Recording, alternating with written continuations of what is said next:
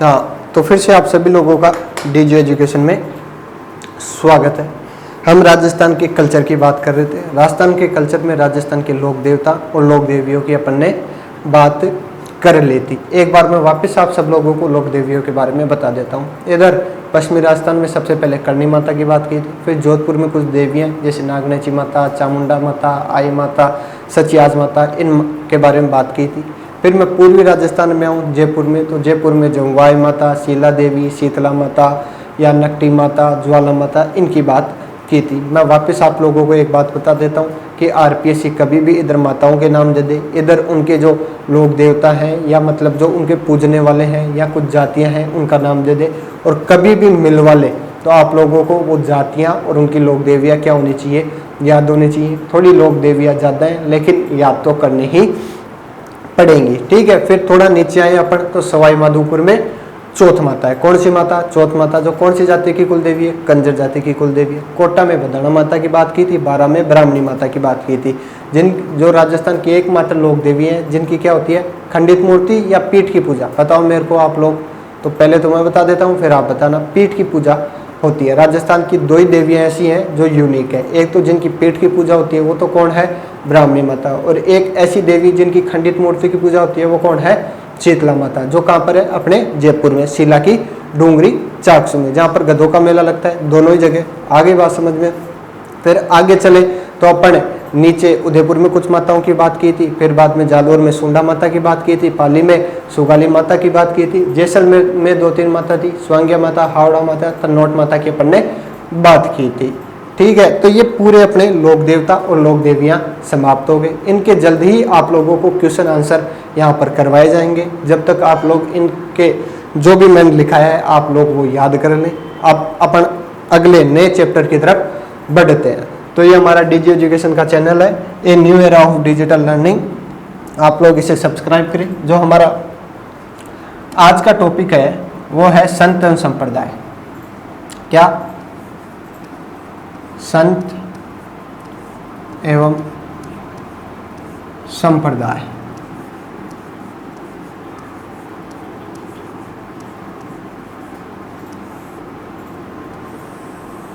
देखो ये जो चैप्टर है इसमें आप लोग दो शब्द देखने को मिल रहा है आप लोगों को। एक तो संत और दूसरा संप्रदाय। दूसरा क्या? संप्रदाय। तो संत तो आप सब लोगों को पता है क्या है, जो हमारे पूज्य लोग हैं, मतलब ऐसे लोग समाज में जो लोगों को नैतिकता का पाठ पढ़ाते हैं, ठीक है। आप लोगों ने बहुत से संतों के नाम सुने होंगे, जैसे जाम्बू जी, जसनाथ जी, दादू दयाल जी, मीरा जी भी संत ही हैं। ऐसे बहुत से लोग हैं जिन्होंने हमारा जो समाज है, सभ्यता है, उसे किसका पाठ पढ़ाया है? नैतिकता पाठ पढ़ाया है। वही क्या है? संत है। दूसरा जो शब्द है वो है संप्रदाय। कौन सा? संप्रदाय। तो ये जो लोग हैं जो नैतिकता का पाठ पढ़ाते हैं, इन्होंने अपने कुछ नियम बनाए हैं, कानून बनाए हैं, जिनकी पालना आगे चलकर अन्य लोग करने लगे। वो चीज ही क्या है? संप्रदाय। मतलब इनके द्वारा जो कानून नैतिकता का पाठ पढ़ाया गया है वही क्या है? संप्रदाय है। तो मैं ऐसे कह सकता हूँ कुछ संत है, या प्रत्येक संत होगा उसका कुछ ना कुछ संप्रदाय होगा, या एक संप्रदाय होगा उसका एक प्रमुख संत होगा। मतलब कुल मिला के अपन को संतों की बात करनी है, और उस संत ने अपने जीवन में क्या क्या काम किए उसकी अपन को बात करनी है। टॉपिक बहुत ही इंपॉर्टेंट है। 1 ना 1% प्री में से या जो भी अदर एग्जाम है उनमें पूछा ही जाता है। चाहे अभी पटवारी के पेपर लगे हों, ग्राम सेवक के पेपर लगे हों, उठा के देखना, 1 ना 1% आप लोगों को जरूर मिलेगा। आरएस में तो हर साल मिलता है, तो इस बार भी मिलने के पूरे क्या है? चांस है। तो अपन शुरू करते हैं संत एवं संप्रदाय। तो अपन एक बात और बता दूं आप लोगों को, जो इस चैप्टर में है अपन 2 तरीके के संत पढ़ेंगे। एक ऐसे संत जो केवल राजस्थान के ही है, यहीं पे जन्मे, यहीं पे उन्होंने अपना कर्म किया और यहीं से निपट गए। अब दूसरे संत ऐसे हैं जिनका जन्म तो यहाँ नहीं हुआ लेकिन कर्म स्थली राजस्थान है, जैसे दादू दयाल जी। तो अब आपके दिमाग में आ रहा होगा कि ऐसे संत जो राजस्थान के है ही नहीं तो अपन उनको क्यों पढ़े। तो देखो ऐसे संत हैं जो राजस्थान के नहीं है लेकिन उन्होंने राजस्थान में अपना प्रभुत्व स्थापित किया है। तो सीधी सी बात है, अगर किसी का लेना देना राजस्थान से है तो अपन उसकी बात जरूर करेंगे। और क्यों करेंगे? क्योंकि आरपीएससी पूछती। तो सबसे पहले जिन संतों की अपन बात करने जा रहे हैं उनमें पहला नाम है दादू दयाल जी। कौन? दादू दयाल जी।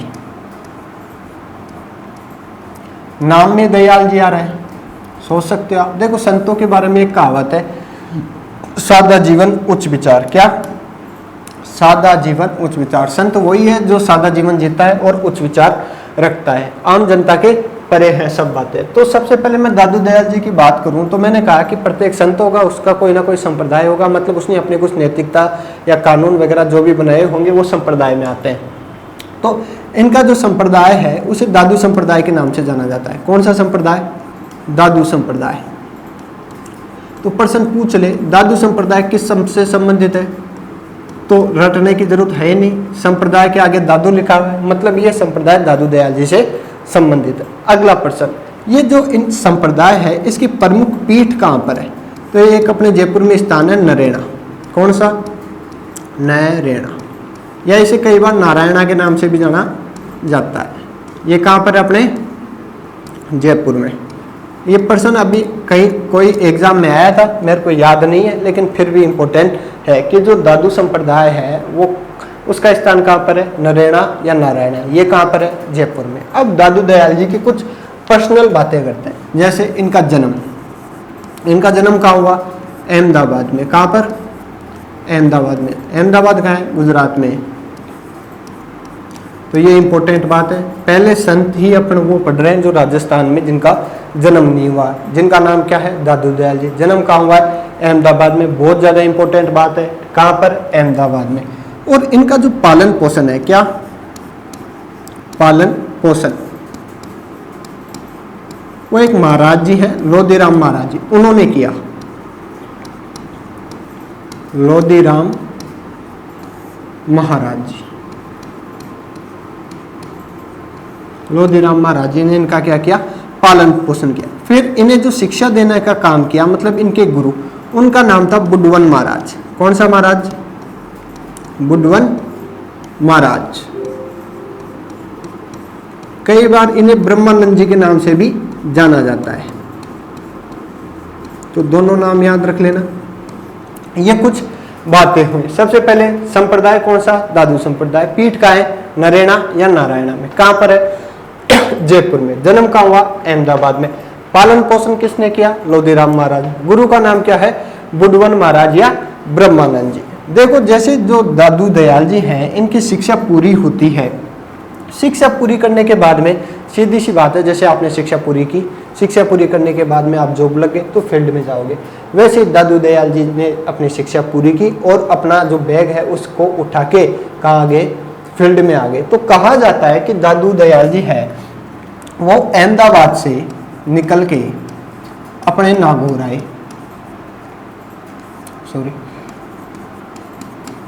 अहमदाबाद से निकल के कहाँ आए? नागौर आए। नागौर में कुछ दिन व्यतीत करके वो सांबर गए। कहाँ गए? सांबर गए। ये याद करने की कोई जरूरत नहीं है, लेकिन फिर भी याद हो जाए तो अच्छी बात है। अहमदाबाद से कहाँ गए थे? नागौर गए थे। नागौर से सांबर गए थे। फिर सांबर के बाद में कुछ सालों बाद में ये आमेर आते हैं। ठीक है, उस समय आमेर के राजा भगवान दास जी थे। फिर आमेर के बाद में ये आते हैं नरेना या नारायणा, मैंने कह दिया एक ही बात है। यहाँ पर आते हैं और यहाँ पर आने के बाद में ये अपनी प्रमुख पीठ यहीं स्थापित कर लेते हैं और कहते हैं यहाँ के बाद में हम अब कहीं नहीं जाएंगे, हमारे जो उपदेश होंगे वो अब कहाँ से दिए जाएंगे? नरेना या नारायणा से दिए जाएंगे। और यहीं पे इन्होंने अपनी प्रमुख पीठ की स्थापना की। किसकी स्थापना की? प्रमुख पीठ की। प्रमुख पीठ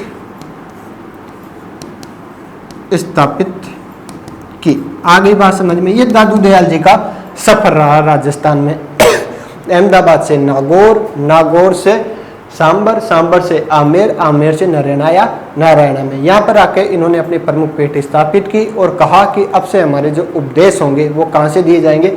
नरेना से। तो एक प्रश्न और बनता है, जो इनके उपदेश हैं वो कौन सी भाषा में दिए जाते हैं?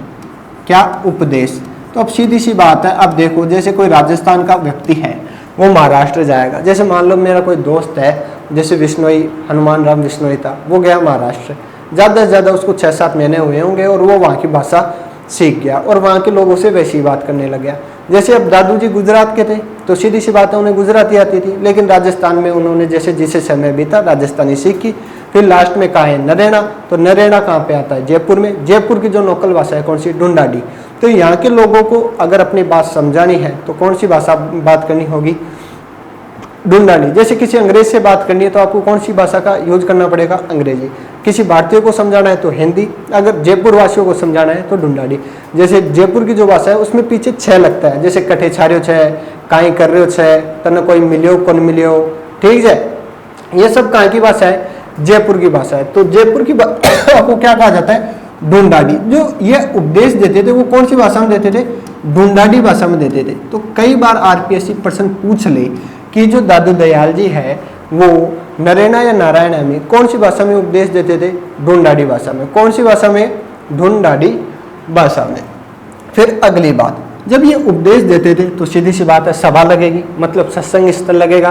तो उनकी जो सभा होती थी या सत्संग स्थल होता था उसको किस नाम से जाना जाता था? तो उसको अलग दरीबा कहा जाता था। क्या? अलग दरीबा। तो लिख लो सत्संग स्थल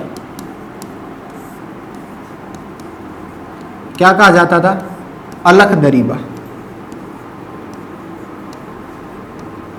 अलख दरीबा। देखो ये फैक्चुअल बातें हैं, ठीक है, याद हो जानी चाहिए। कभी भी आरपीएससी प्री में पूछ ले, मेंस के लिए इंपॉर्टेंट नहीं है, जो अदर एग्जाम है उनके लिए तो बहुत ही ज़्यादा इंपॉर्टेंट है। आगे बात समझिए, अभी भी राजस्थान में एक नई वैकेंसी आई है, उसमें भी राजस्थान का जो कल्चर है बहुत ज़्यादा दे रखा है, 80 नंबर के आसपास का, ठीक है। तो याद कर ही लेना। सत्संग स्थल का है? अलग दरीबा। उपदेश कौन सी भाषा में देते थे? ढूंढाड़ी भाषा में। अगली बात, जो इनके मंदिर हैं, दादू दयाल जी के जो मंदिर होते हैं उन्हें क्या कहा जाता है? दादू द्वारा। क्या कहा जाता है? दादू द्वारा। मंदिर को दादू द्वारा कहा जाता है। रटने की कोई बात है ही नहीं, ठीक है। दादू जी से संबंधित मतलब दादू द्वारा, दादू द्वारा दादू जी से संबंधित। इस जो मंदिर होते हैं उनमें एक खास बात है, जो दादू जी के मंदिर होते हैं उनमें मूर्ति पूजा नहीं की जाती। तो कई बार प्रश्न पूछ ले दादू जी के मंदिर में क्या मूर्ति पूजा की जाती है? सत्य असत्य में? तो नहीं। तो मंदिरों में लिखो, मंदिरों में मूर्ति पूजा, क्या? मूर्ति पूजा नहीं की जाती। आगे बात समझ में? लिख लो ये सारी बातें, साथ के साथ नोट्स बनाते चलोगे तो बहुत अच्छा है, ये स्क्रीनशॉट भी ले सकते हो। मैंने कहा मंदिर को क्या कहा जाता है? दादू द्वारा कहा जाता है। मंदिरों में क्यों नहीं, क्या नहीं की जाती? मूर्ति पूजा नहीं की जाती। देखो इसके पीछे भी कहानी है। जब भक्ति आंदोलन चला तो उसमें कुछ संत ऐसे थे जो सगुण के संबंधित थे, सगुण भक्ति के पक्ष में थे। कुछ ऐसे संत थे जो निर्गुण भक्ति के पक्ष में थे। अब दिमाग में प्रश्न आना चाहिए कि सगुण क्या है, निर्गुण क्या है। तो देखो शाब्दिक जो सरल शब्द है उसमें बताता हूँ। सगुण भक्ति उसे कहते हैं जिसमें सामने मूर्ति रखकर पूजा की जाती है। जैसे अपन गणेश जी के मंदिर में, शिव जी के मंदिर में, या विष्णु जी के मंदिर में, या भूमिया जी या रामदेव जी, जिनके भी मंदिर में जाते हैं तो सामने क्या रखी होती है? मूर्ति रखी होती है, उसकी पूजा करते हैं। तो वो क्या है? सगुण भक्ति। अब ऐसे मान लो जिस मंदिर में गए अपन और उस मंदिर में मूर्ति नहीं है, जैसे दादू जी के मंदिर में गए और मूर्ति नहीं है, तो वो क्या है? निर्गुण भक्ति है। क्या है? निर्गुण भक्ति। मतलब आप मंदिर में जाओ, वहां बैठो, अपने अंतर्मन में पूजा करो और वापस अपने घर पे आ जाओ, ये क्या है? निर्गुण भक्ति है। आगे बात समझ में? तो दादू जी के मंदिरों को क्या कहा जाता है? दादू द्वारा कहा जाता है। इन मंदिरों में क्या नहीं की जाती? मूर्ति पूजा नहीं की जाती। क्यों नहीं की जाती? इसका रीजन लिखो। तो लिखो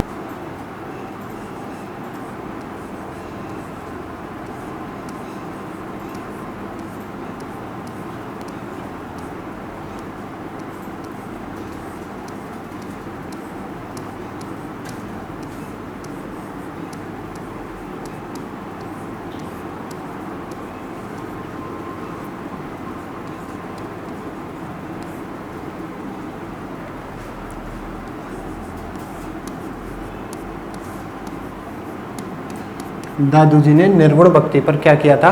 बल दिया था। अब एक बात बताओ, कोई व्यक्ति, मैंने बता दिया आपको निर्गुण भक्ति क्या होती है, निर्गुण भक्ति पर बल दिया था।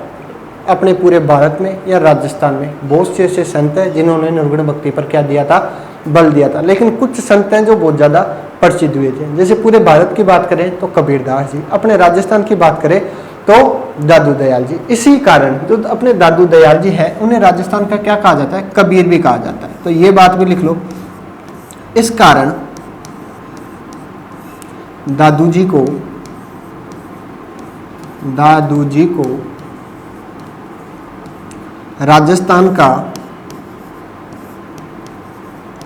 कबीर कहा जाता है।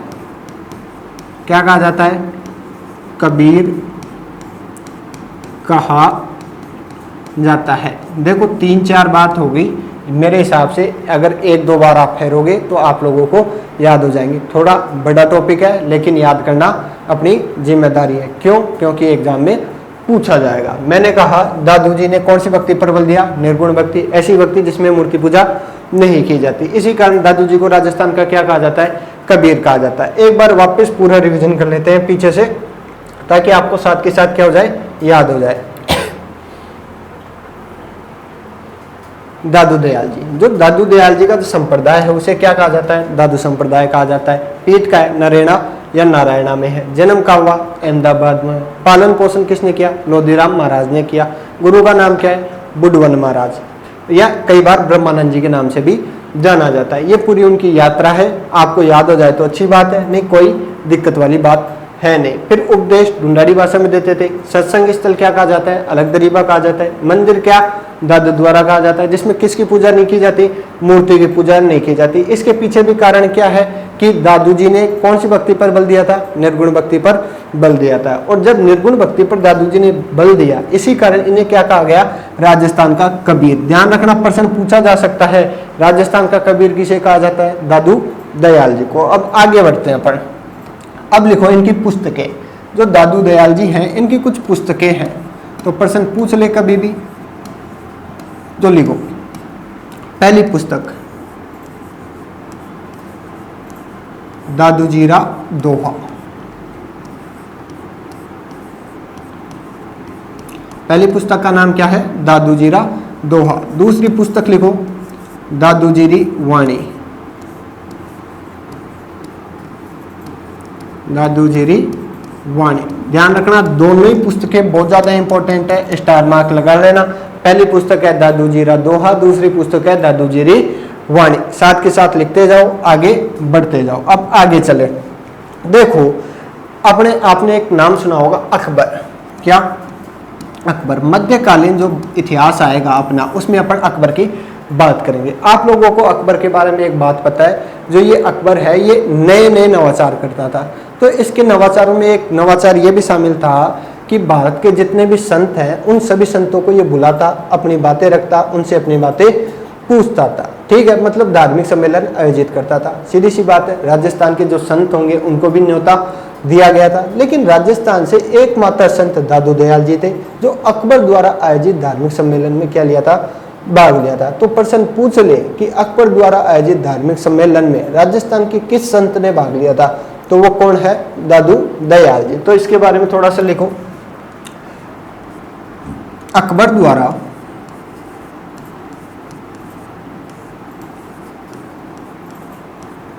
द्वारा आयोजित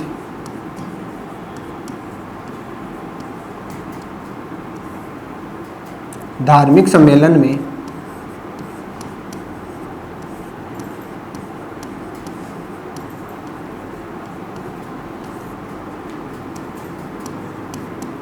दादू जी ने भाग लिया था। और खास बात क्या है कि ये राजस्थान से एकमात्र संत थे जिन्होंने क्या लिया था, भाग लिया था। भाग लिया था, एकमात्र संत लिख लो कोष्टक में, एकमात्र संत। और ये जो सम्मेलन हुआ था 1585 में हुआ था फतेहपुर सीकरी में। ये बात भी लिख लो, सम्मेलन कब हुआ, 1585 में। कहाँ हुआ, फतेहपुर सीकरी में। फतेहपुर सीकरी। आगे बात समझ में। ठीक है, अकबर द्वारा आयोजित धार्मिक सम्मेलन में दादू जी ने भाग लिया था। एकमात्र संत है कौन? दादू जी। ठीक है, सम्मेलन कब हुआ? 1585 में। कहाँ? 1585 में। कहाँ हुआ? फतेहपुर सीकरी में। अब आगे चले, देखो दादू जी का मानना था कि इंसान अगर जीते जी किसी के काम आए तो बहुत अच्छी बात है, लेकिन यदि मर के भी वो काम आता है तो वो उससे भी अच्छी बात है। तो दादू संप्रदाय है, कौन सा संप्रदाय? दादू संप्रदाय। इसमें किसी भी व्यक्ति की मृत्यु हो जाती है, मतलब जो दादू संप्रदाय को मानने वाले लोग हैं, यदि उनकी मृत्यु हो जाती है तो उन्हें अपना शरीर किसी पहाड़ी या किसी खाली मैदान में रख देते हैं लोगों द्वारा, ताकि उनका जो शरीर है पशु पक्षी खा के या जो अन्य जानवर हैं उनके शरीर को खाकर अपना पेट भर सके। ये विचारधारा दादू जी की थी। इसी कारण जो दादू संप्रदाय के मानने वाले लोग हैं उनको मरने के बाद में किसी पहाड़ी पर या किसी खाली मैदान में रख दिया जाता है, ताकि वहाँ के जो जीव जंतु हैं वो खा के अपना पेट भर लें। इसी प्रकार जो दादू जी हैं, सीधी सी बात है, दादू संप्रदाय की विचारधारा है। तो जब दादू जी निपटे या दादू जी की मृत्यु हुई तब उनका शरीर भी किसी अपने यहाँ जयपुर में एक पहाड़ी है, भैराना की पहाड़ी, उस पर रखा गया था। तो ये बात और लिख लो, इंपॉर्टेंट बात है। दादू संप्रदाय को मानने, या ऐसे लिखो, दादू संप्रदाय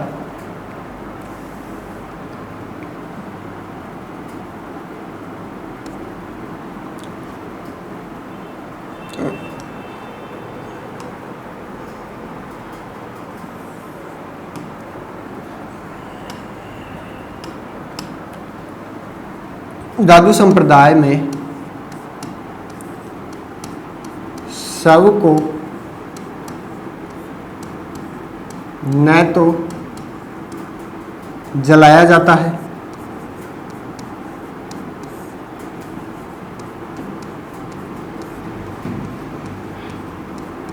और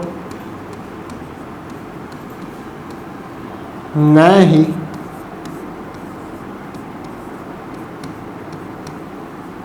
दफनाया जाता है। फिर क्या किया जाता है? शव को किसी पहाड़ी या खाली मैदान में रख दिया जाता है। तो क्या आगे लिखो, शव को किसी पहाड़ी या खाली मैदान में रख दिया जाता है, ताकि पशु पक्षी खाकर अपना क्या कर सके? पेट पूजा कर सके, ताकि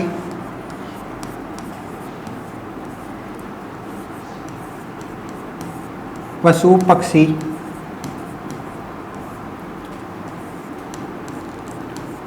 शव को खाकर पेट भर सके।